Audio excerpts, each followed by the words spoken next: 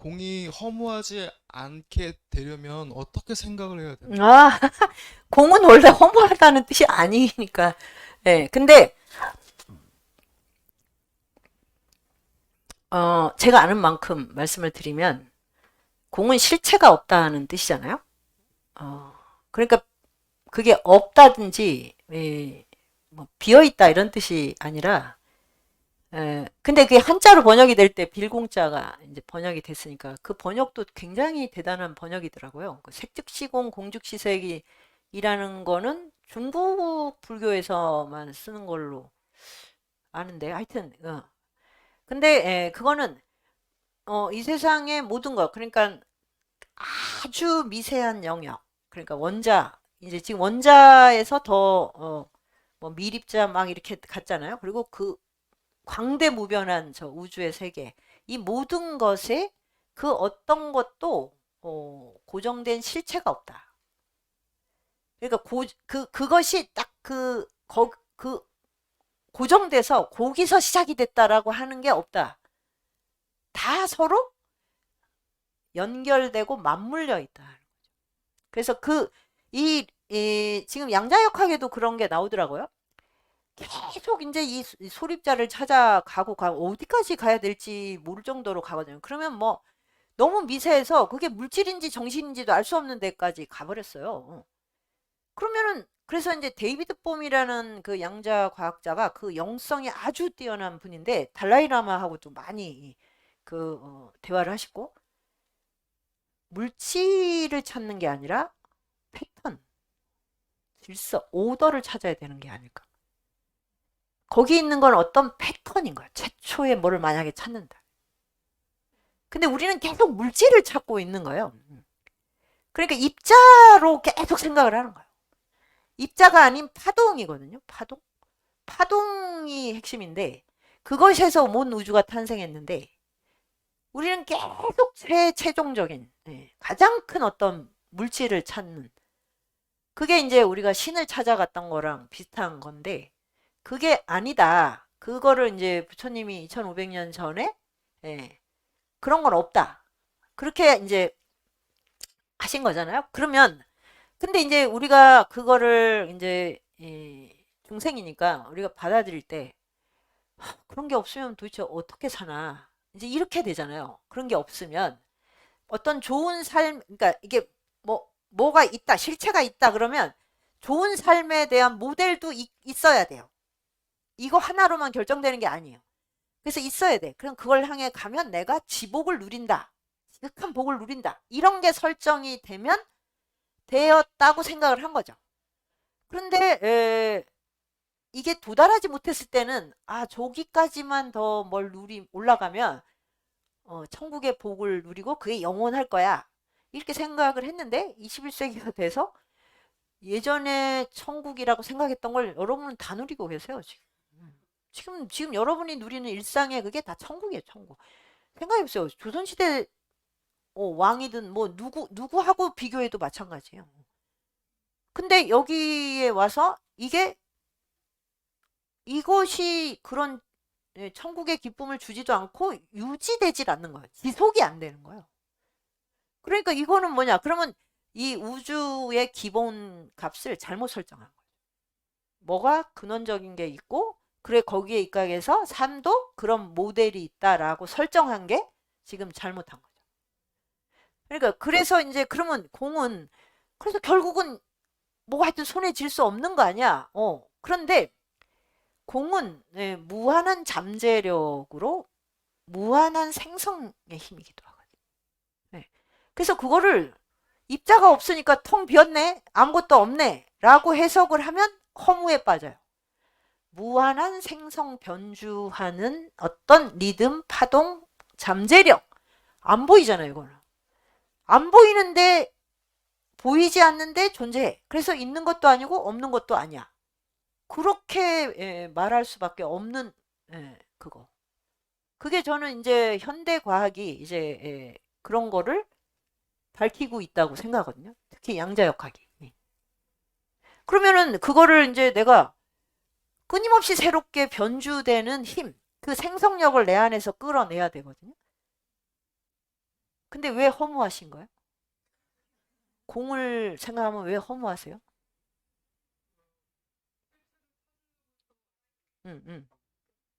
그러니까 실체를 설정을 하면 반드시 거기서 좌절 아니면 허무해요. 네. 공이 어떤 상태에서 취득되는 걸로 생각을 해서 그거를 추구해 나갔던 것 같아요. 뭐, 공이라는 걸 설정해 놓고, 예, 어, 그걸 얻기 위해 노력해 왔던 것 같아요. 음, 음. 그래, 그게 잘못됐다라는 걸 예, 알고 예. 있어요. 공에 대한 또 하나의 망상이라 그러더라고요, 그걸. 고- 그러니까 사람은 이런데 아주 도 같은 거죠. 예, 뭐든지 이렇게 딱 이렇게 예, 스펙이나 이렇게 시스템으로 딱 이렇게 만들어내는. 그래, 이게 입자적 사고, 입자. 예. 입자적으로 사고를 하면 이 파동과 리듬은 보이는 게 아니잖아요, 절대. 근데 그게 있어야만 세상이 존재한다는 거거든요. 하여튼 그러니까 그렇게 하지 마시고 좀 다르게 해보세요. 나의 몸이 궁금해서 예전 감이당에서 동의보감 강의 듣고 싶은데 프로그램 내용에 외워야 하는 게 있어서 주춤하고 신청 못하다가 이번 온라인 강의는 신청했어요. 내 신체 내부의 변화를 알고 싶은데 꼭 외워야 하나요? 이거는 진짜 굉장히 중요한 질문을 하셨는데 꼭 외워야 돼요. 그리고 지금 이제 이 디지털이 인간을 무력화한 것 중에 하나가 이 정보가 너무 많이 들어가잖아요. 그래서 이제 정보를 편집하는 능력이 없으면 거기서 이제 그냥 익사를 하게 돼요. 빠져서. 근데 이미 정보가 이렇게 있으니까 고급 정보가. 그러니까 내가 스스로 생성해내는 말들이 너무 없어졌어요. 그러게 이제 예전에는 그 모든 걸 다 암기로 했다는 거 아닙니까?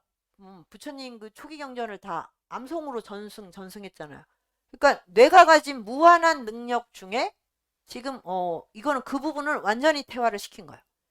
물론 이제 정보를 검색하고 하는 것도 이제 새로운 능력인 거는 맞는데 이게 너무 수동적인 거죠. 이렇게 하면 내가 창조하고 생성해내는 게 있어야 돼요.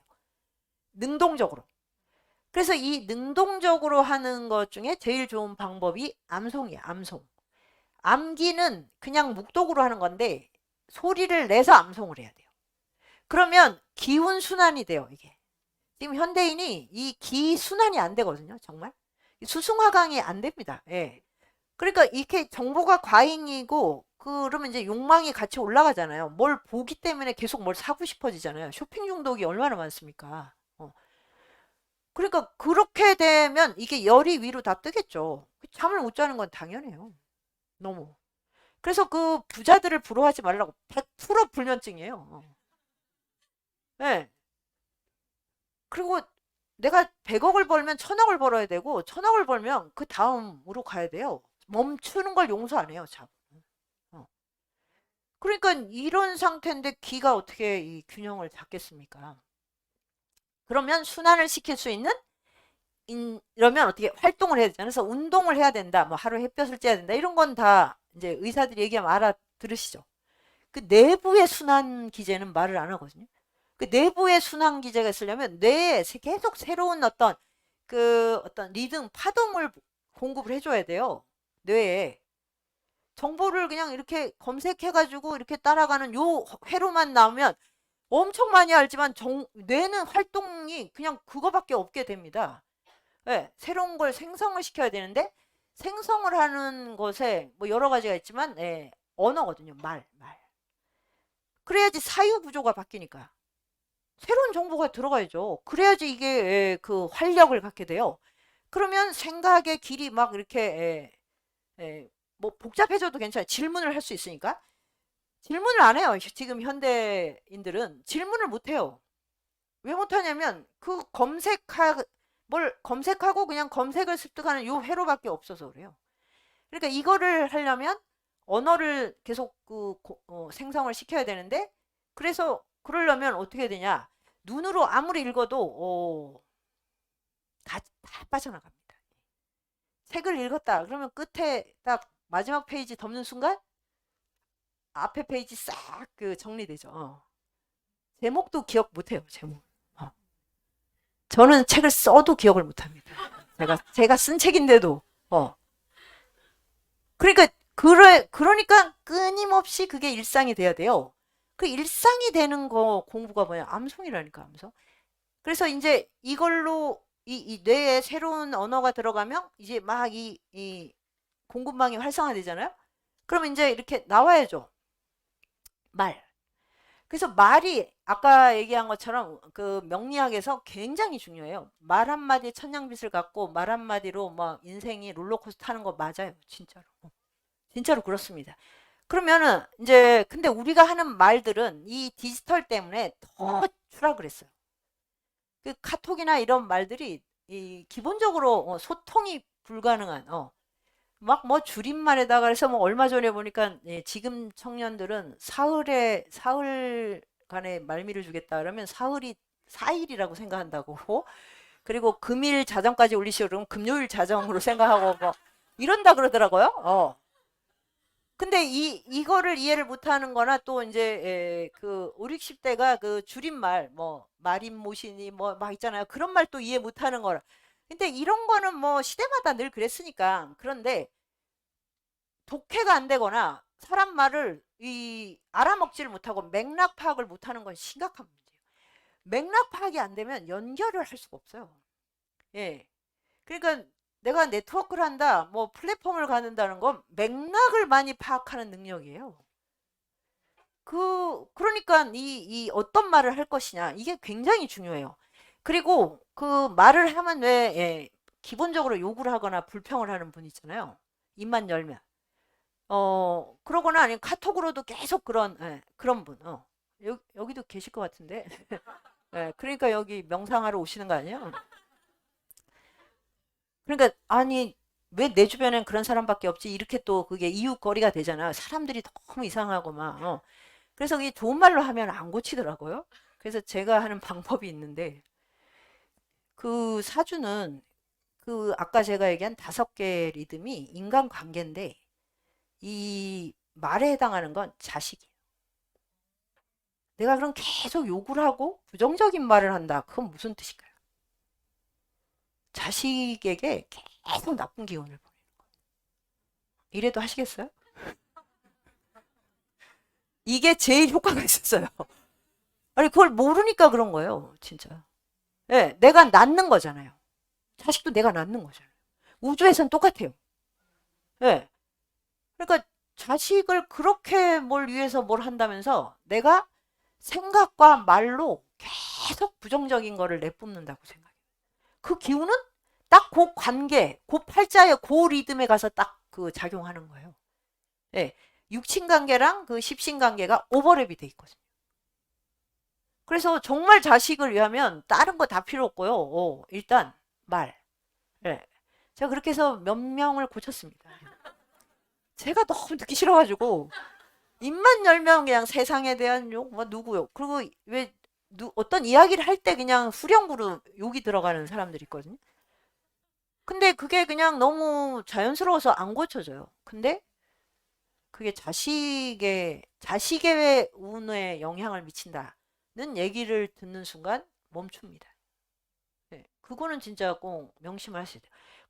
그러면 그 욕도 안 하고 남한테 불평도 안 하면 도대체 무슨 낙으로 살란 말인가? 이게 문제야. 이게 사람은 그래서 낭송을 해야 돼요. 암송을. 왜? 말은 해야 되거든요. 말이 또 엄청난 순환의 작용이 있어요. 네.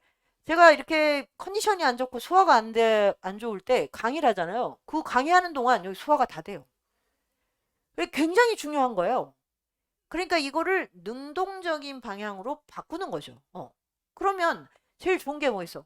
지혜와 자비가 넘치는 말을 하면 그게 가장 자기에게 이로울 뿐 아니라 내 자식한테 특히 그게 그대로 가지 않겠습니까? 그러니까 그래서 이제 말을 하는데 그냥 책을 읽는다 또는 뭐 그냥 뭐 친절한 말을 주고받는다 뭐 사랑합니다 미안합니다 고맙습니다 이런 얘기를 언제까지 할 거예요 이거 너무 지루하잖아, 이거. 제가 제일 싫어하는 말이 그 세 마디예요. 사랑합니다. 뭐, 고맙습니다. 미안합니다. 은행이나 이런 데 가면 많이 하는데 아주 짜증이 있어. 평소에도 못하게 다 막아놨어요. 저희 가미당에서는 그런 그리고 생일 파티 이런 거 하다 걸리면 그냥 아주 저한테 혼찌검이 나거든요.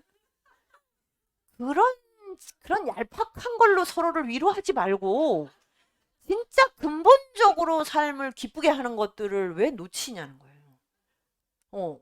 진짜 중요한 거 사람과 사람을 연결하는 건 지혜밖에 없어요. 그게 학교를 만들고 이 세상 전 세계 대학을 만들고 거기서 문명이 나왔잖아요. 예수님, 부처님의 지혜가 얼마나 많은 일자리를 창조했는지 정말 그보다 더한 CEO가 없어요. 그 예수님 없었으면 서양 사람들 뭐 아직도 해적질하고 있어야지. 바이킹으로 전쟁하고 있어야지 맨날. 부처님 없으면 와 생각도 하기 싫으네. 정말로 그러니까 이 물질의 부가 어디서 나오는지를 모릅니다. 먹고 살려면 지혜봐야 돼요, 여러분. 예? 근데 완전히 반대로 생각하는 거예요. 그래서 내가 그거를 근데 아까 제가 얘기했지만 깨달음의 일은 다음에 한다. 그러면 못 합니다. 그럼 내가 꼭 그렇게까지 해야 돼? 다 이래요. 이 정도면 되는데 뭐 그렇게까지 공을 터득해야 돼? 뭐 이렇게 된단 말이에요. 그게 아니고 지금 그냥 이 자리에서 할 수 있는 거. 예. 부처님의 말, 예수님처럼 하는 행동을 하면 되잖아요. 그러니까 그럴 때 제일 좋은 게 뭐냐? 이제 이렇게 고전을 낭송하는 건데 그런데 그 의학이랑 동의보감이나 명리학은 반드시 외워야 돼요. 안 그러면 완전히 어떻게 되겠어요? 잘못 진단해가지고 저기 완전히 돌팔이가 돼서 막 엉뚱한 얘기를 할 거 아닙니까? 그런데 그걸 외우는 과정이 내가 아주 다른 일상을 사는 시작이 돼요. 그거는 거의 100% 그렇습니다. 이분은 아직 그 맛을 못 봐가지고 꼭 외워야 되나요? 이러는데 두려움을 갖는데 본인이 놀랄 거예요. 내가 이렇게 암기력이 뛰어난가? 자기 안에 있는 잠재력이 막 살아납니다. 진짜로. 그 주역을 다 외웠다니까요. 저만 외운 게 아니라 저기 가미당에 거쳐온 모든 사람들은 주역 전체를 외우는 과정을 거쳐요. 예. 여기도 몇 번 있죠. 좀 성적이 안 좋은 분이었고 이분은 예? 근데 그거를 불평하고 괴롭다고 하는 사람이 없었어요. 경전도 또 마찬가지죠. 그러니까 막 수타니 파타를 다 외운다. 청년들은 걸 다 외우는 걸 해요. 불경이 뭔지도 모르면서도. 근데 그게 내가 굉장히 활발하게 살아가는 하루를 살 수 있는 힘이 된다는 걸 아는 거예요. 됐죠? 이 정도면 뭐 더 이상 핑계를 안 대시. 그리고 우리가 노화에서 제일 두려워하는 게 인지장애 아닙니까? 인지장애를 벗어나려면 뭘 해야 돼요? 그 모든 의학이 똑같이 말해요. 말하고 글 쓰는 거예요. 그래서 뭐 하루에 몇 명 이상과 만나서 말을 해라. 그래서 뭐 거기까지는 좋은데 그 다음에 하는 조언이 참 마음에 안 들어요. 뭐 동창을 만나라는데 동창은 절대 만나지 마시고요. 아주 그냥 맨 동창을 만나면 퇴행을 하잖아요. 고등학교 동창 만나면 완전 초딩처럼 말을 해. 그때 선생님이 어쨌고 내가 뭐 그때 무슨 일을 당했고 왜 과거를 그렇게 봅니까? 방향을 앞으로. 그러니까 새로운 친구를 만나야지. 새로운 친구를 만나야 돼. 근데 이게 불안해. 다단계 아니면 보이스피싱일 수도 있어. 그런데 그건 뭐라? 지혜를 일구는 친구를 만나면 거기 보이스피싱 다단계 없어요. 예. 그런 사람들이 가장 꺼리는 게 공부하는 사람입니다. 예. 그래서 그런 공부를 두려워하지 말라는 거. 그게 이제 노년의 불안을 극복하는 최고의 방법. 오늘 강의 잘 들었습니다. 아까 오행 말씀하시면서 나한테 없는 거, 그것을 이제 뭐 노력이든지 아니면 대운이 찾아왔을 때 그것을 채웠을 때 이후에 오행의 균형과 흐름이 분명히 변화가 있었을 것 같거든요. 그 경험에 대해서 한번 들려주시면 좋을 것 같아요. 그러니까 이제 나한테 없는 것인데 사실 봄에는 여름, 가을, 겨울이 사실 다 내장되어 있거든요, 실제로. 겨울에는 봄이 있고 이래야지 어떻게 따로따로 있으면 이게 어떻게 흘러가겠습니까? 그래서 하나의 오행으로만 된 사람도 사는 거예요. 네, 그 7개가 같은 오행인 경우는 꽤 있어요. 네. 그럼 이 사람은 도대체 어떻게 살아? 근데 그 안에 다 이렇게 그게 잠재되어 있는 거죠. 근데 또 10년마다 대운이 이제 바뀔 때 새로운 오행이 오잖아요. 그러면 거기서 이제 상생상극이 또 어떤 새로운 리듬을 만들어내고 이런 건데 이제 그런 케이스는 뭐 굉장히 많죠. 저희 가미당에서 쓴 누드글쓰기라는 게 있어요. 그게 뭐냐면 자기 사주를 자기가 분석해서 쓰는 거예요. 거기에 보면 이제 중년 아줌마들이 쓴 게 있는데 정말 보면 인생 극장입니다. 거기에. 와, 정말 막 그냥 인생이 막 롤러코스터를 타는 그 대표적인 분이 저랑 같이 요즘 산책하고 하는 이제 오창희 선생님이라는 분인데 40년 동안 류마티즘을 앓았어요. 그런데 그래서 뭐 수술을 뭐 몇 번을 받고 뭐 하여튼 뭐 여기 이제 다리 수술을 해가지고 걷는 연습 다시 하고 이랬는데 그런데도 인생이 흘러가요. 그래서 지금 이제 60대 후반이 됐단 말이에요. 근데 이분이 사주에 관성이 없어요. 관성이 없으니까 그러면 여성이 관성이 없다. 그러면 사회적 관계 이런 걸 되게 귀찮아하고 그 다음에 남편하고 인연이 약하겠다. 네. 그래서 결혼을 안 했더라고요. 진짜로. 나중에 사주 분석하고 자기가 깜짝 놀랐죠. 왜냐? 자기는 자기가 결심해서 안 한 줄 알았어. 자기가. 뭐, 자기가 다 이렇게, 결혼은 할 게 못돼? 이렇게 생각해서 안 한 줄 알았더니 사주에 그렇게 돼 있는 거야. 지금 아마 이제, 난 비혼이야 이런 것도 자기 뜻대로 되지도 않습니다. 예. 결심해서 될 것 같으면 세상에 누가 불행하게 살겠어요. 그랬는데, 공동체에 와서도, 공동체도 관성이잖아요. 많은 사람하고 만나야 되니까. 그런데 60대의 관성이 들었어요. 굉장히 60대, 70대, 80대. 그래서 우리가 늦바람이 나나? 이제 저 나이에 또 결혼한다 그러면 어떡하지? 이제 이랬거든요. 근데 지금 가미당 안에서 온갖 관직을 다 맡았어요. 만약에 가미당이 아니었으면 이분은 뭐 시의원이라도 했을 것 같아요. 그러니까 뭐 아파트 그런 일에도 너무 그런 걸 개입하는 걸 좋아하는 거예요. 자기가 다 막 그걸 해결해주고. 지금 가미당 안에서 온갖 뭐 청년들서부터 일어나는 일들을 자기가 다 이렇게 조정하고 해주는데 그게 너무 즐거운 거예요. 근데 지금 뭐 안 아픈 데가 없어요. 매일 종목이 다르면서 아파요. 근데 가장 명랑해요. 가장 명랑해요. 그러니까 이런 게 이제 중요한 게 뭐냐면 내가 어떤 팔자에 뭐가 없어. 그러면 그거를 일단 그 상황을 받아들여야 돼요. 왜냐면 없기 때문에 있는 거예요. 이것이 있기 때문에 이것이 없는 거예요. 그러니까 내 욕망이 이쪽으로 쏠렸기 때문에 이게 없는 거예요. 그래서 이 상황을 받아들여야 돼. 나는 먹을 복이 없구나. 받아들이는 거죠. 이거를 불평하고 막고 그럼 누구한테 할 데가 없죠, 사실. 네. 그게 이제 중요한데 그 다음에는 때를 기다리고 그랬을 때 이거를 그 운이 왔을 때 가장 지혜롭게 쓰는 법을 배워야겠다. 왜냐면 굉장히 그 안에는 뭐 무한한 다양성의 갈래가 있기 때문에 그거를 자기를 해치는 쪽으로도 얼마든지 쓸 수가 있거든요. 그래서 하여튼 그분은 지금 앞으로도 관운이 지금 한 10년, 20년이 있는 것 같아서 이제 아마 70대 이후에 뭔가 크게 그것도 갑자가 들어오면 엄청 크거든요. 굉장히 인생이 180도 바뀌어요. 그런 이제 식으로 그런 경우는 굉장히 많이 봤죠. 네.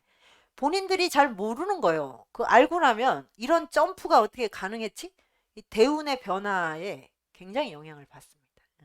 근데 그거를 지혜롭게 쓸 것이냐 아니면 그냥 성공을 위한 한 방으로 쓸 것이냐 여기에 따라서 이제 이게 이제 다른 리듬을 타잖아요. 그러면 이거를 역술가가 다 이거를 짚어줄 수가 없어요. 지금은 막 대박을 쳤는데 당신은 지금 이 대박을 친 대가로 이제 완전히 파산한다. 이 얘기를 어떻게 해줍니까? 못 하잖아요. 그러니까 이거 애둘러서 말을 해야 되거든요. 근본적으로 그래서 이제 사주 명식도 중요하지만 그 밑에 깔려있는 원리. 이 롤러코스터는 올라갈 만큼 떨어진다는 원리. 이걸 잊으면 안 되는데 일단 지금껏 챙기고 그때 가서 또 뭘 막으면 되겠지 이렇게 생각을 하는 거죠. 그러면 명리학은 뭐 배우나 마나 이거. 네, 됐죠?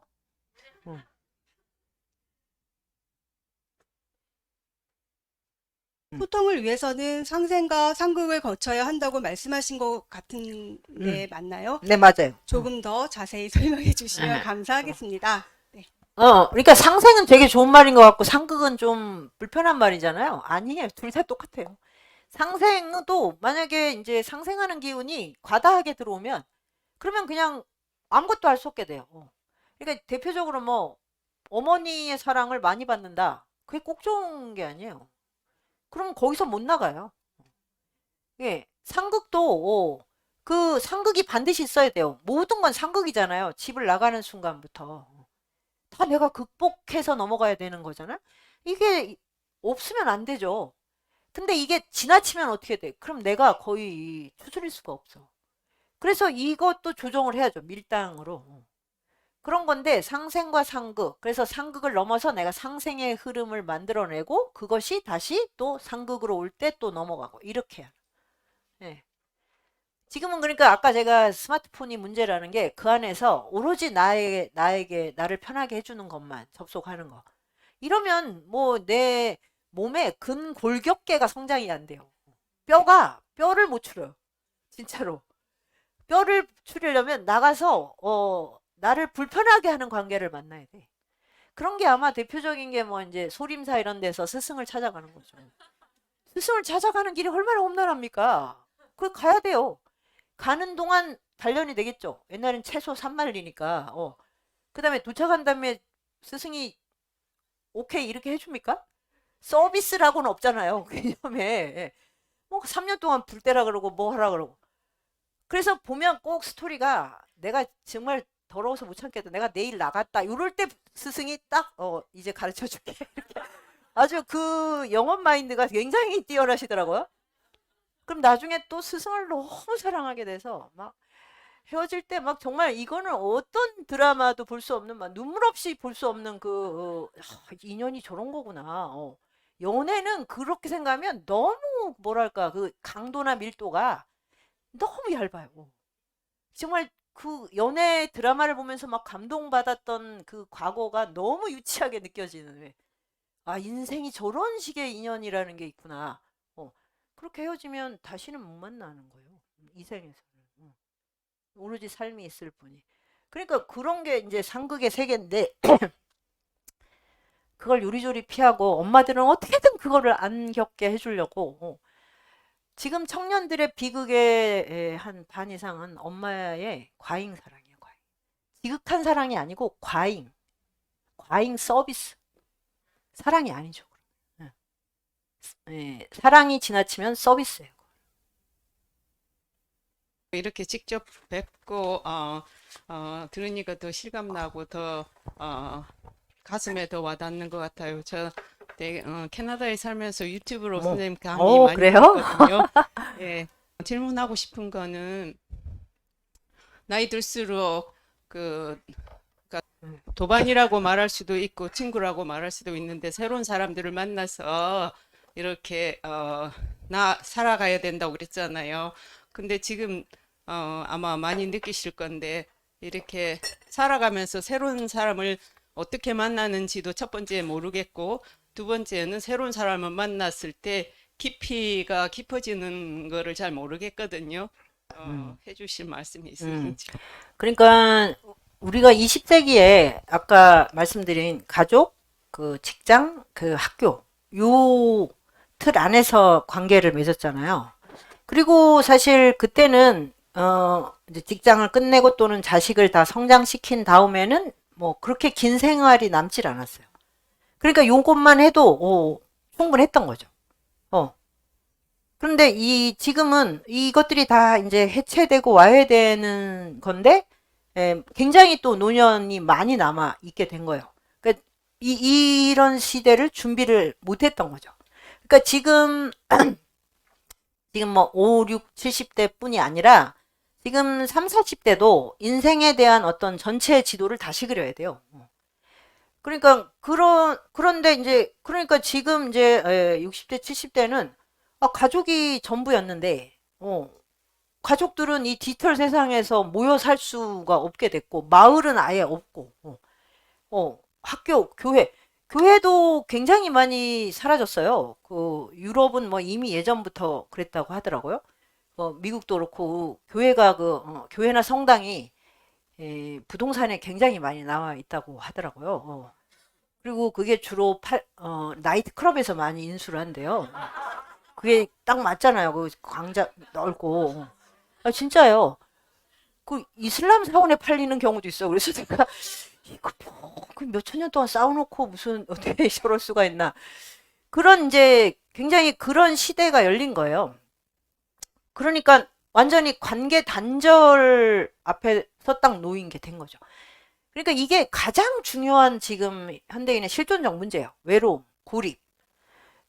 제가 조선에서 백수로 살기 할 때 이제 막 이제 자료를 보다가 쓴 게 영국에 외로움을 담당하는 장관이 있다. 그걸 보고 와 정말 이게 이제 심각하구나. 그러니까 무슨 복지가 뭐 연금이니 뭐 보험 이런 게 아니라 이게 입자로적인 사유를 했는데 외로움은 부자냐 가난한 사람이냐의 이 문제가 아니잖아요. 여성 남성의 문제가 아닌 거예요. 외로움이라고 하는 어떤 이게 어디 있어요? 거기? 이런 게 바로 우리가 입자적 사고를 이제 더 이상 해서는 안 되는 이유거든요. 근데 이게 너무 이 생명 활동이 중요하거든요. 왜냐하면 생명은 이 세계와 연결될 때만 생명력이 작용해요. 제가 이런 생각했어요. 이게 무생물이잖아요. 근데 이제 보면 무생물이 마음이 있다면 생명이 되고 싶어 얘가. 이것도 괜찮은데 이 팔자도 괜찮은데 생명체가 되고 싶어 라고 하면 그때 생명은 뭘까요? 움직이고 싶다요. 다른 건 아무것도 없어요. 움직이고 싶다요. 움직이는 게 연결, 접속, 소통이에요. 움직여. 그거 말고는 아무것도 더 바라는 게 없는 게 생명이었는데 우리는 소유와 어떤 마음의 감옥을 짓고 그 안에 그냥 다 머물러 있잖아요. 그러니까 이게 생명력이 유지가 안 되죠. 만약에 입자적 사유를 하면 집이 좋고 보험이 있고 그 다음에 돌보는 시스템이 있으면 그게 너무 좋아야 됩니다. 이렇게 지극한 노년이 어디 있담? 이래야 되거든요. 아니잖아요. 외로워. 이거를 해결해줘. 근데 지금 정치인들이 지금 이럴 수가 있을까요? 이거에 대한 이걸 정치적 아젠다로 생각을 할까요? 예? 그래서 저도 이 생각을 또 많이 했어. 왜 정치인들은 저렇게 국민을 위한다 그러면서 이렇게 외로움과 단절에 대해서는 메시지가 없지? 제가 이유를 알았습니다. 뭘까요? 정치인들은 외로운 적이 없어요. 맨날 같이 다니고 있기 때문에. 본인들이 외로움을 겪어본 적이 없어요. 단 한순간도 외롭게 있을 시간이 없잖아요. 항상 몰려다니잖아요. 그게 바로 자기 눈앞에 보이는 걸로 다 세상을 재단하는 겁니다. 자, 그래서 이제 그냥 외롭다 그러면 그냥 고립이 돼버리는 거예요. 뭐 다시 복원할 관계가 너무 희박해지잖아요. 방법은 진짜 하나밖에 없어요. 다시 공부하는 거예요. 그래서 진짜 이제 도반을 만나야 돼요. 길의 파트너를 만나야 돼요. 길이의 우정을 다시 만나야 됩니다. 그거 말고는 다른 길이 없어요. 저는. 그러니까 아까 그 불법성 삼보에 기합니다 할 때 거기 왜 상가가 나올까? 스님들의 노후에 대해서 이미 노후에 얼마나 외로울까? 아니 인간은 연결되지 않으면 이 정막을 견딜 수가 없습니다. 살아야 될 이유도 없어요. 그건 너무너무 당연한 거예요. 그런데 저기 뭐야 내가 누군가를 만나면 항상 불편하고 손해를 본 기억을 많이 갖고 있거든요. 그래서 이제 타인에 대해서 이제 계속 밀어내기 때문에 접속을 하기 어렵죠. 그래서 이제 일단 저는 이렇게 생각해요. 마음 자체를 세상 모든 사람을 내 친구라고 생각하자. 일단 내가 만나는 사람. 그럼 내가 우정과 지혜가 있는 곳을 다니면 돼. 그럼 거기에 있는 사람들은 마음 놓고 내가 친구라고 생각하자. 내가 뭐 백화점 그다음에 저기 뭐야 저런 뭐 PC방 이런 데를 다니면서 다 친구로 생각하자 이러면 안 되죠. 그거 위험하잖아요. 네. 내가 정말 그런 곳으로 인연을 만드는데 거기서 만나는 사람들은 나의 아주 내가 깊은 우정을 나눌 수 있는 사람이야. 이렇게 마음을 먹는 거죠. 그리고 어차피 친구도 영원한 게 아니기 때문에 한 사람 사귀어서 계속 가는 게 아니에요. 그러면은 그 사람들하고 우정을 나눌 수 있는 길을 찾자. 그럼 그날의 적막감은 사라지잖아요. 그게 쌓이면 우정에 이제 노하우가 생겨서 뭐 시베리아 벌판에 가도 북극곰하고 어떻게 사귀어 볼까 이런 쟤하고 어떻게 좀 해볼 수 없을까 이렇게 생각이 돼. 이 마음만으로도 일단 덜 외로울걸요. 그래서 불경에는 이 돌멩이나 뭐 나무도 다 친구 도반이라고 하잖아요. 저는 그게 너무 낭만적인 아포리즘 아니야? 좀 뻥이지 않나? 이렇게 생각했는데 과학적으로 보면 진짜 맞아요. 이들이 다 나의 친구예요. 이것이 없으면 이 장면이 구성이 안 돼요. 그럼 이걸 구성하고 있는 원자나 요소들은 그냥 나무를 만드는 거하고 동일한 게 아니에요. 나하고 특별한 인연의 파장을 갖는 거예요. 다 마찬가지예요, 이런 거. 이게 전부 다 그런 무생물조차도 도반인 게 맞습니다. 예. 이거 다 빼고 나면 이 사람끼리 이렇게 있어서 되나요? 그게 아니거든요. 그래서 그런 마음을 일단 우정의 마음으로 바꾸면 그런 또 인연을 만나게 될 거라고 생각하고 저는 사실 평생 동안 한 게 우정의 네트워크. 지혜는 나중에 이제 생긴 거고 최근에 혼자서 공부한다는 걸 상상할 수가 없는 거예요. 교수가 안 된 다음에. 그래서 저기 그 수유리에서 조그만 요거보다 좀 3분의 2 정도 됐던 것 같은데 그 장소를 얻어가지고 2천만 원이었나? 2천만 원에 20만 원이었나? 하여튼 그런 것 같던데 IMF 됐을 때 그때 해가지고 책상 막 갖다 놓고 이제 친구를 부른 거죠. 그래서 다 새로 사귀었어요. 그때 학연은 오래 끌고 갈 게 아니더라고요. 학연은 다 정리해버려요. 네. 그러니까 새로운 친구. 그러니까 지금 이제 저는 뭐냐면 새로운 친구를 사귀는 데 대한 거부감이 없어요. 그리고 오래된 친구는 날 멀리하고 그러니까 뭐 다시 또 새로 사귀어야 되고 그래서 이 20대를 만나나 뭐 10대를 만나나 저는 그게 별로 나이에 대한 그거를 안 느껴요. 그리고 지금 20대가 정말 뭔가 마음이 골골하고 있거든요. 그래서 그 청년과 이 지금 노년이 몸이 되게 비슷해서 저는 좋은 친구가 될 수 있을 거라고 확신하거든요. 서로 어디 아픈데 얘기하면 다 비슷해요. 다. 그리고 노년층이 더 건강해요. 어떤 점에서. 워낙 백전노장이라 청년들을 이렇게 도와줄 수 있다니까요. 도울 게. 그러니까 그런 길. 그래서 이제 그렇게 살아온 것에 대한 자신감이 그나마 저가 이제 그 사주팔자에는 없는 이렇게 사람들 속에서 뭘 하는 거를 이렇게 나서 이제 할 수 있게 해준 힘인 것 같아요. 친구들의 힘. 근데 그거를 왜 친구들이 계속 친구를 만날 수 있을까를 생각하다가 이거는 공부의 지혜, 통찰력 때문이다. 고전의 스승들. 그러니까 아, 지혜가 사람을 연결하는구나. 명리학에서 대운이 자신에게 유리하지 않을 때의 의미는 무엇입니까? 대운이 좋지 않을 때 가질 수 있는 삶의 태도는 어떤 게 있겠습니까? 음. 대운이 자신에게 좋을 때 가질 수 있는 태도도 궁금합니다. 그 대운이 뭐 이렇게 좀 근데 그 운 자체는 좋고 나쁜 것을 이렇게 규정할 수는 없어요. 아까 제가 모든 팔자가 평등하다고 했잖아요. 왜냐하면 이것이 좋으면 저것이 나쁘고 이걸 얻으면 저걸 잃게 돼 있기 때문에. 그런데 명리에서 얘기하는 대운의 흐름이 좀 안 좋다, 이거는 뭐냐면 내가 너무 넘치는데 또 오는 거예요. 그러면은 이제 그 부분이 비대해지면서 여기서 일어나는 상생상극이 원활하지 않다. 즉 순환이 잘 안 된다. 그러면 그럴 때 어떻게 해야 되냐? 자기 욕심을 버리면 돼요. 그 욕심을 버리면 돼. 이게 영성이잖아요, 사실. 무소유를 터득할 수 있는 좋은 기회인 거죠, 실제로. 왜냐면 그때는 뭘 하면 다 안 풀릴 테니까. 그렇다고 뭐 오기 전에 접는다 이럴 수는 없잖아. 했는데 잘 안 풀려. 그러면 이게 지금 순환이 안 되는 때구나. 그럼 어떻게 내가 이거를 잘 버릴 수 있을까?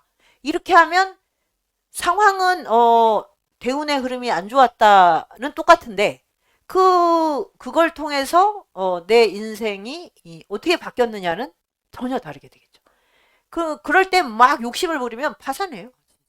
진짜 파산해요. 인간관계도 다 깨져요. 파산만이 문제가 아니라 관계가 깨지는 게 아주 절묘한 거예요. 그게.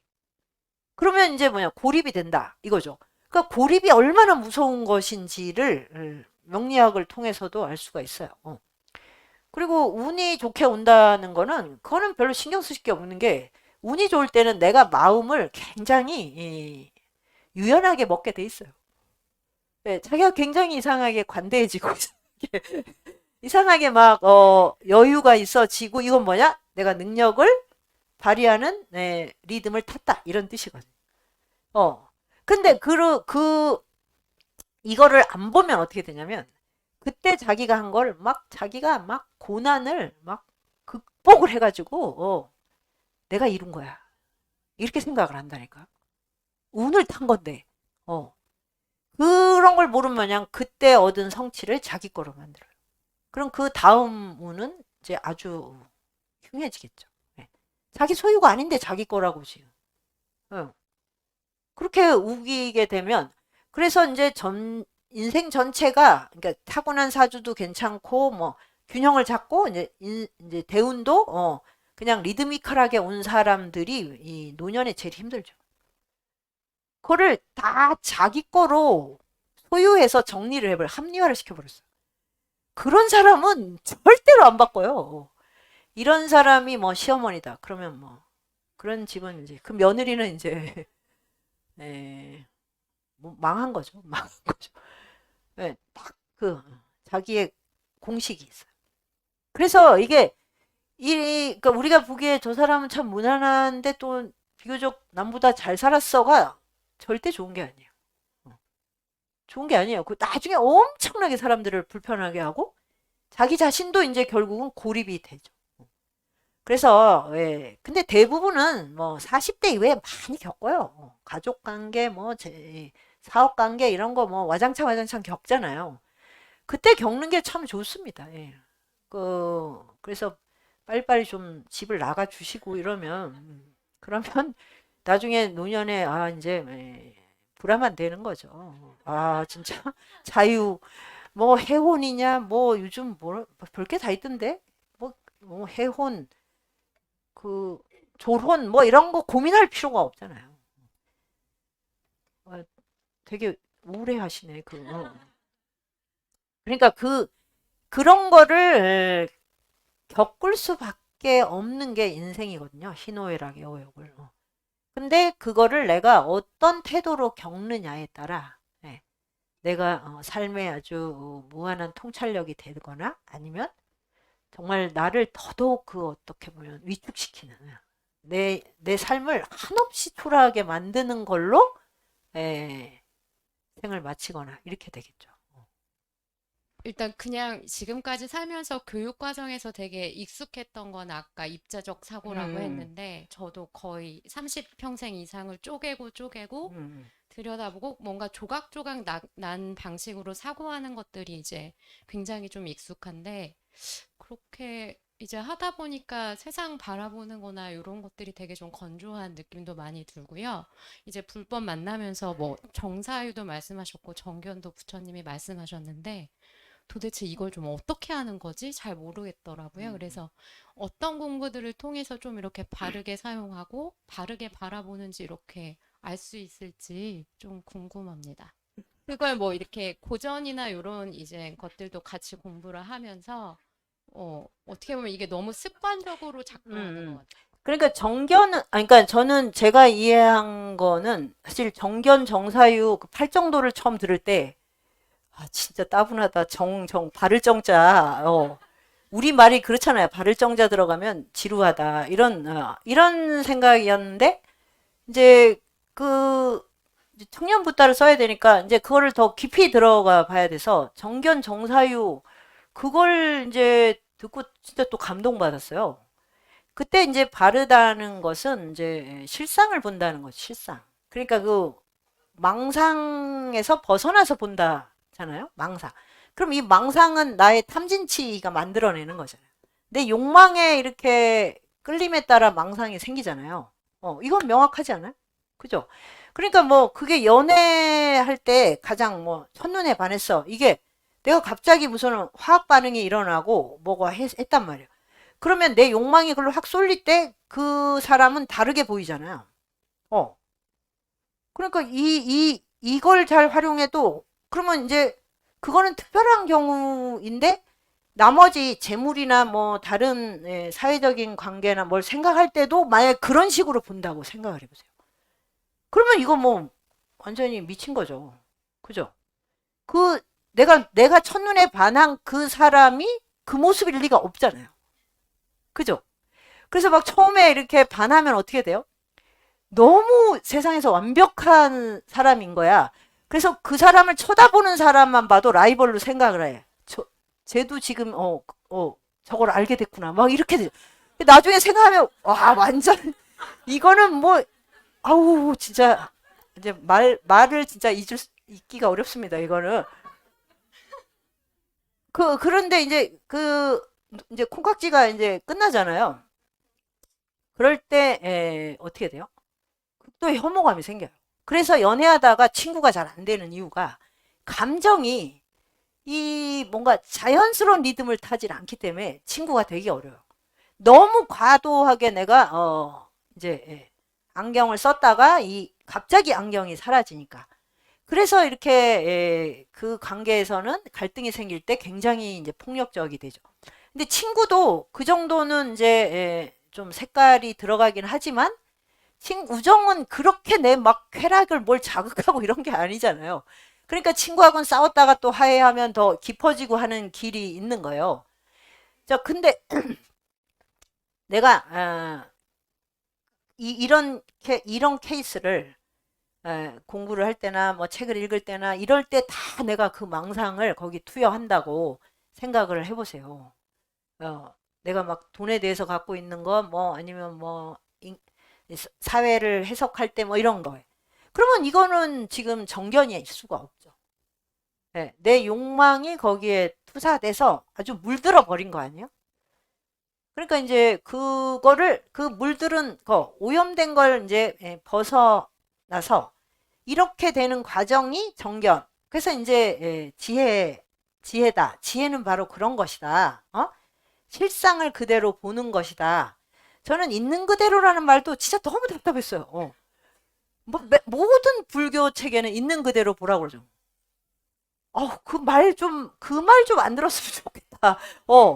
아니, 그럼 있는 그대로가 잘못하면 그 사람이 뭐 무슨 단점이든 뭐가 있더라도 다 받아들여 주려는 말? 그건 너무 좀 불쾌하지 않습니까? 너무 문제가 많은데 어떻게 있는 그대로 받아줘? 그게 너무 현상 유지적이고 뭐 이런 느낌으로 이제 저 나름 해석을 한 이것도 물든 거죠. 근데 지금 이제 정견의 의미가 그런 걸 벗어난다고 하면 그러면 이걸 벗어나서 보는 거 자체지 그 사람을 뭘 어떻게 내가 그 뭐 잘 받아주고 잘해주라 이런 뜻이 아닌데 이제 우리 언어가 그래서 이제 굉장히 사람을 이제 혼란하게 하는 거예요. 그래서 지혜는 정말 내 욕망과 거리두기를 하고 이 대상과 관계를 맺는 거, 이제 그런 건가 이렇게 생각했고 정사유는 또 뭐야? 견이랑 사유가 사유 똑바로 사유해라. 그럼 똑같은 말 아닌가? 이랬는데 그 여러 가지 해석이 있지만 제가 본 것 중에는 선한 마음을 증장시키다 그런 뜻이더라고요. 그게 지혜, 자비를 말하는 거더라고요. 그래서 생각을 해봤더니 선한 마음을 매일 누린다는 훈련을 한 적이 없는 것 같아요. 다들 열심히 사시잖아요. 저도 게으른 채로 열심히 삽니다.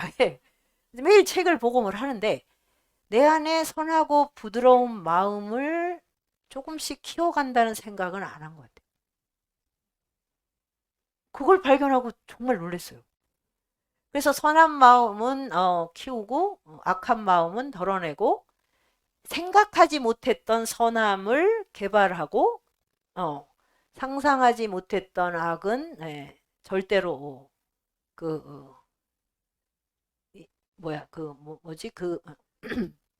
싹틀 수 없게 하는 그런 식의 마음 훈련. 그렇구나. 그러니까 있는 그대로 보라. 이게 정견이면 정견은 내 욕망으로 세계를 보지 말란데 그걸 내려놓을 때 그럼 마음은 그러면 욕망을 쏠렸어. 욕망을 내려놓으면 이 마음은 지금 방향이 없잖아요. 방향을 가져야 된다. 안 그러면 바로 또 거기로 쏠려요. 이게 즐거운 일이고 이게 인생의 낙이야. 이렇게 된다니까요. 그리고 그걸 안 하면 허무해져. 내가 이렇게까지 살아야 돼? 그냥 불태우자. 그냥 장렬하게 전사한다. 내가 지옥 간다. 막 이러고 이렇게 살아요. 왜냐? 허무해서 그래요. 허전해서. 방향을 바꿔요. 그걸 다른 것으로 충만하게 해야만 그 함정에 안 빠지. 그게 사유구나. 그러니까 선함을 계속 키워내는 거. 그 악하고 부정적이고 무기력한 거를 조금이라도 덜어내는 쪽으로. 그런 걸 보고 감동을 받았죠. 정견, 정사유. 그러니까 지혜와 자비는 분리될 수가 없어요. 절대로. 분리되면 그건 가짜인 거예요. 그러니까 소크라테스가 성과 지혜를 가지고 영혼을 돌보는 일 말고는 죽음에 대해서 준비할 일이 없다. 죽음이 두려우면 성과 지혜를 돌봐라.